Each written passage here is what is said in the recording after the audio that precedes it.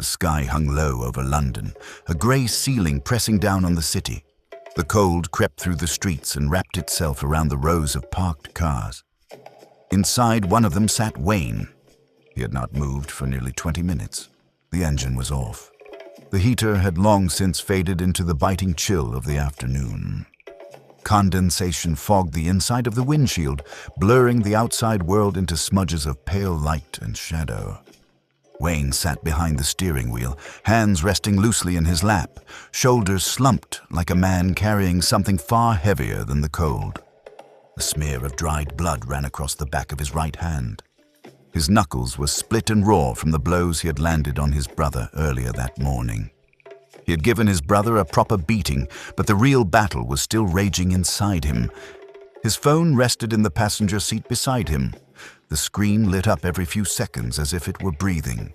Messages, missed calls, a glowing reminder that the world kept moving even when everything inside him felt frozen. He stared at it.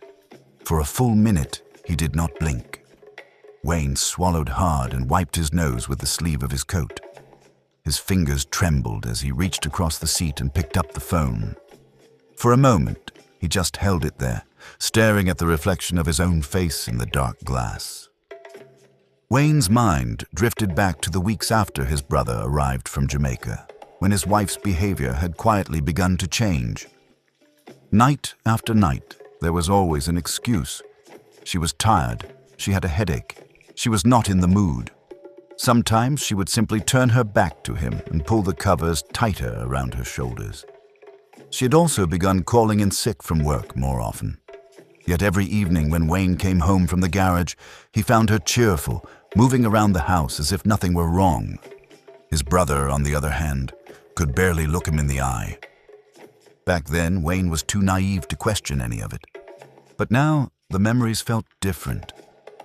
He remembered how her eyes followed his brother whenever he entered a room, the way she laughed a little too long at his jokes, the quiet conversations that died the moment Wayne walked in. Sometimes, he caught her looking at his brother in a way she had not looked at him in months. Now, sitting in the cold car, he finally understood what had been happening right in front of him. At the time, he told himself he was imagining it. Now the memory made his stomach twist. Wayne sniffed hard and dragged a shaking hand across his face. His fingers hovered over the phone. For a moment, he almost put it back down. Almost. Instead, he pressed call. The ringing filled the small car. One ring, two, three. Each one louder than the last, like a hammer striking something fragile inside him. Then the line clicked. Good afternoon. Immigration Department of the Home Office. How can I help you? Wayne tried to speak. Nothing came out. His throat tightened. A broken breath slipped past his lips. Hello, are you still there? He swallowed hard and forced the words through the tremble in his chest. Good afternoon. My name is Wayne Brown. His grip tightened around the phone. A beat passed. Then he said it. I would like to withdraw my sponsorship of Clive Brown. Wayne squeezed his eyes shut. His chest tightened as if the air inside the car had suddenly disappeared. The line went quiet for a moment. Then the woman on the other end spoke, her voice calm and professional. Thank you, Mr. Brown. Before we proceed, I need to confirm a few details. Wayne wiped his nose with the back of his hand and nodded, even though she could not see him. Can you confirm your date of birth and address, please? He gave them slowly, his voice rough. And you are the registered sponsor for Mr. Clive Brown? Yes. A pause as keys tapped softly in the background. Can you confirm Mr. Clive Brown's date of birth and your relationship to him? Wayne swallowed hard. He's my brother. More typing. Then the question he knew was coming. Mr. Brown, you are requesting to withdraw your sponsorship. Can you confirm that this is your decision? Wayne closed his eyes. The words felt heavier now that someone else had repeated them back to him. Yes. Another pause. May I ask the reason for the withdrawal? Wayne did not answer.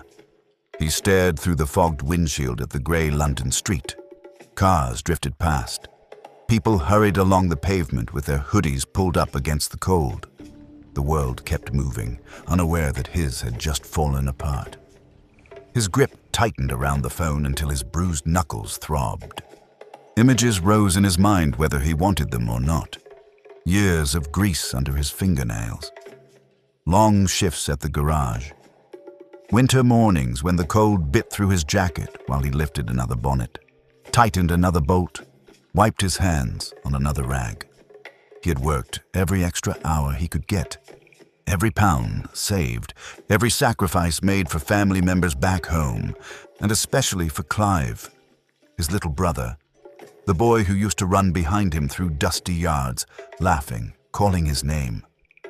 Wayne had promised him a better life, promised him England. So Wayne saved. Paperwork, fees, application forms, endless waiting. When the approval finally came through, Wayne stood in his tiny kitchen staring at the letter, pride swelling in his chest. He had done it. He had kept the promise he made years ago under the Jamaican sun. He had brought his brother to the United Kingdom. But the dream began to rot almost immediately. Clive did not want to work. The cold was too much, he said. The mornings were too early. The jobs were too hard. Every excuse rolled off his tongue like it had been rehearsed. Sometimes he laughed when Wayne suggested another job. So Wayne carried him. He gave him a room in his house, fed him, bought him clothes, slipped him cash whenever he asked. After long days at the garage, Wayne would still find the energy to take him out. Bars, parties, gatherings. "Find yourself a nice girl," Wayne would laugh, clapping him on the shoulder. But Clive never liked anyone. Too loud, too quiet, too boring, too this, too that.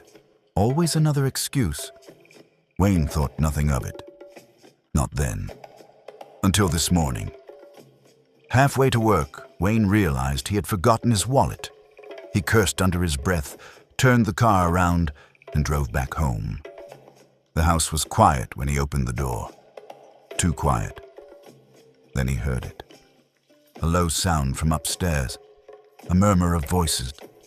A muffled laugh. Something in Wayne's chest tightened. He moved toward the staircase slowly, each step heavier than the last. The sounds of intimacy grew clearer the higher he climbed.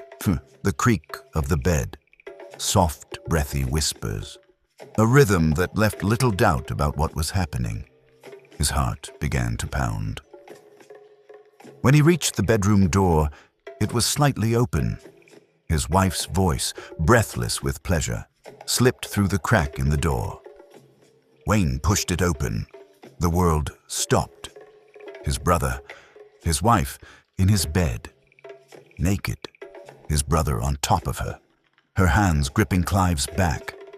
Twisted together in his bed, sheets tangled around their bodies.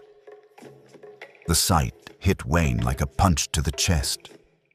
For a moment, his mind refused to accept what his eyes were seeing. His mind was swearing, but his lips could only stutter. His heart pounded so hard he could hear it, but his stunned mind could not recognize the sound. His wife froze when she saw Wayne standing in the doorway. Instinctively, Clive glanced over his shoulder. The moment he saw Wayne, he jerked off her, scrambling to cover himself, leaving her exposed on the bed. Wayne felt something inside his head snap. For a moment, he could not think. His mind went blank. The two people he trusted most in the world, and both had betrayed him. His temper flared uncontrollably. Angry and unable to speak, Wayne's fists did all the talking. Clive's body became the canvas on which Wayne's fury was written in blood and bruises. The officer waited patiently on the other end of the line. "Mr. Brown." Wayne's voice came out barely above a whisper. "Because he betrayed my trust." Soft typing echoed through the line. "Mr. Brown, I must inform you that if you withdraw your sponsorship, Mr. Clive Brown's immigration status may be reviewed. If he no longer qualifies to remain in the United Kingdom, he may be required to leave the country. Wayne stared through the fogged windshield. So he would be deported? It is possible, yes, the officer replied. Do you wish to proceed with withdrawing your sponsorship? Wayne did not hesitate. Yes. The word felt like closing a door that would never open again. Weeks later, Clive was deported back to Jamaica, penniless, with nothing but the clothes on his back. By then, Wayne had already moved out of the house and filed for divorce. Sometimes the people we sacrifice the most for are the ones who hurt us the deepest. Wayne gave his brother opportunity, shelter, and kindness. In return, he received betrayal. When trust is broken, the damage runs deeper than anger. It destroys relationships, families, and the bonds that once held people together. If you enjoyed this story, consider liking and subscribing to Word, Sound, and Story for more dramatic tales by Troy Mackenzie.